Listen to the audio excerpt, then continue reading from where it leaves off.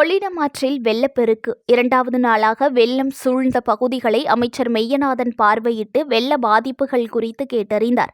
அளக்குடி அருகே தடுப்பணை கட்ட உடனடியாக நடவடிக்கை மேற்கொள்ளப்படும் என அமைச்சர் மெய்யநாதன் தெரிவித்துள்ளார். மேட்டூரிலிருந்து உபரி நீர் கொள்ளிடம் ஆற்றில் திறக்கப்பட்டு அந்த நீர் நேற்று முன்தினம் சீர்காழி கொள்ளிடம் பகுதிக்கு வந்தடைந்தது. கொள்ளிடம் ஆற்றில் உள்ள படுகை கிராமங்களான முதலைமேடு திட்டு, வெள்ளை மணல் உள்ளிட்ட கிராமங்களில் உள்ள குடியிருப்புகளை சுற்றி நேற்று தண்ணீர் சூழ்ந்தது. இந்த கிராமங்களில் சாலைகளில் தண்ணீர் வழிந்தோடி முற்றிலும் போக்குவரத்து துண்டிக்கப்பட்டது. இதனையடுத்து தமிழ்நாடு பேரிடர் மீட்பு படையினர் மற்றும் தீயணைப்பு துறையினர் பொதுமக்களை பாதுகாப்பாக வெளியேற்றி முகாம்களில் தங்க வைத்துள்ளனர். இந்த நிலையில் நீர் குறைந்த நிலையில் சுற்றுச்சூழல் துறை அமைச்சர் மெய்யநாதன் இந்த கிராமங்களில் பார்வையிட வருகை புரிந்தார். வெள்ளை மணல், முதலைமேடு திட்டு உள்ளிட்ட கிராமங்களுக்கு சென்று அங்கு செய்யப்பட்டுள்ள பாதுகாப்பு நடவடிக்கைகள் குறித்து பார்வையிட்டார். அதனைத் தொடர்ந்து பத்திரிகையாளர்களை சந்தித்த அவர் திட்டுப்படுகை கிராமங்களில் இருந்து மக்களை அப்புறப்படுத்தி முகாம்களில் தங்க வைக்கப்பட்டு அவர்களுக்கு உணவுகள் வழங்கப்பட்டு வருவதாகவும், முகாம்களில் தங்க வைக்கப்பட்டுள்ள மக்களை மாவட்ட நிர்வாகத்தினர் மற்றும் உள்ளாட்சி பிரதிநிதிகள் கண்காணித்து அவர்களுக்கு தேவையான அடிப்படை வசதிகளை செய்து கொடுத்துள்ளனர் எனவும், திட்டுப்படுகை கிராமங்களில் பயிரிடப்பட்டுள்ள தோட்டப் பயிர்கள் பாதிப்புகள் குறித்து கணக்கீடு செய்யும் பணி தொடங்கப்பட்டுள்ளதாகவும், 16 கோடி ரூபாய் செலவில் 2 புயல் பாதுகாப்பு மையங்கள் கட்டுவதற்கான நிதி ஒதுக்கீடு செய்யப்பட்டு நிலம் கையகப்படுத்தும் பணி தொடங்கப்பட்டுள்ளது. முதலைமேடு திட்டு நாதல்படுகை இணைக்கும் வகையில் 4 கோடி ரூபாய் செலவில் சாலை அமைக்கும் பணிகள் தொடங்க உள்ளன.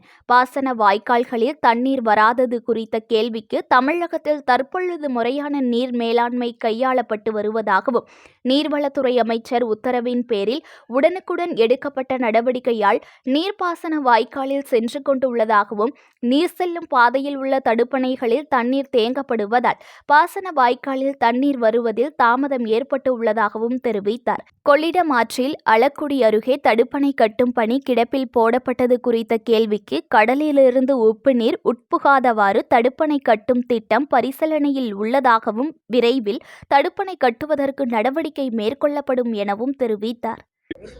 மாண்புமிகு தமிழ்நாடு முதலமைச்சர் அவர்களுடைய மேலான வழிகாட்டுதலின் பேரில் மேட்டூரிலிருந்து வெளியேற்றப்படுகின்ற உபரி நீரானது மயிலாடுதுறை மாவட்டம் கொள்ளிடம் பகுதியை கடக்கின்ற பொழுது 1,64,000 கண்ணாடி கடக்கின்ற பொழுது அந்த கரையோர பகுதியில் இருக்கின்ற முதலைமேடு திட்டு, நாதல்படுகை, வெள்ளமணல் போன்ற பகுதி, திருமயிலாடி போன்ற பகுதியில் இருக்கின்ற மக்கள் கிட்டத்தட்ட 7 முகாம்களில் 1400 குடும்பங்கள் 5400 பேர் தங்க வைக்கப்பட்டு அவர்களுக்கு 3 வேளையும் உணவு வழங்கப்பட்டிருக்கிறது. அவர்களுக்கு தேவையான அடிப்படை வசதிகள் அத்தனையும் தொடர்ந்து வழங்கப்பட்டு வருகிறது. நமது மயிலாடுதுறை மாவட்ட ஆட்சித்தலைவர் மாண்புமிகு பூம்புகார் சட்டமன்ற உறுப்பினர் நிவேதா முருகன் அவர்கள், மாண்புமிகு நமது சீர்காழி சட்டமன்ற உறுப்பினர் வழக்கறிஞர் பன்னீர்செல்வம் அவர்கள் மற்றும் உள்ளாட்சி பிரதிநிதிகள் அத்தனை பேரும் இங்கே மாவட்ட நிர்வாகமே ஒட்டுமொத்தமாக இந்த மக்களை பாதுகாக்கின்ற பணியில் முழுமையாக ஈடுபட்டு வந்திருக்கிறோம். அதே மாதிரி இந்த பகுதியில் இருக்கின்ற விவசாயங்கள், குறிப்பாக 136 ஹெக்டேர் பகுதியில் இருக்கின்ற காய்கறிகள், அதே மாதிரி பருத்தி போன்ற, வாழை போன்ற விவசாயங்கள் பாதிக்கப்பட்டிருக்கிறது. அதற்கான கணக்கெடுப்பு பணிகளும் நடைபெற்று வருகிறது. இந்த பகுதி மக்கள் ஏற்கனவே வைத்த கோரிக்கையின் அடிப்படையில் 15 கோடி ரூபாயில் முதலமைச்சர் திட்டம் ஒன்றும், நாதல்படிகளில் ஒரு புயல் பாதுகாப்பு மையம் கட்டுவதற்கு கிட்டத்தட்ட 16 கோடி ரூபாய் மாண்புமிகு தமிழ்நாடு முதலமைச்சர் அவர்கள் ஒதுக்கீடு செய்து இன்றைக்கு அதற்கான பணிகள் தொடங்க இருக்கிறோம். இடம் கையகப்படுத்துகின்ற பணி இன்னொன்று 1 வாரங்களில் முடிந்து அந்த பணிகள் தொடங்கும். அதே மாதிரி இந்த பகுதியில் இருக்கின்ற மக்கள் இந்த முதலைமேடு திட்டு, நாதல்படியை இணைக்கின்ற வகையில் ஒரு சாலை கேட்டிருந்தார்கள்.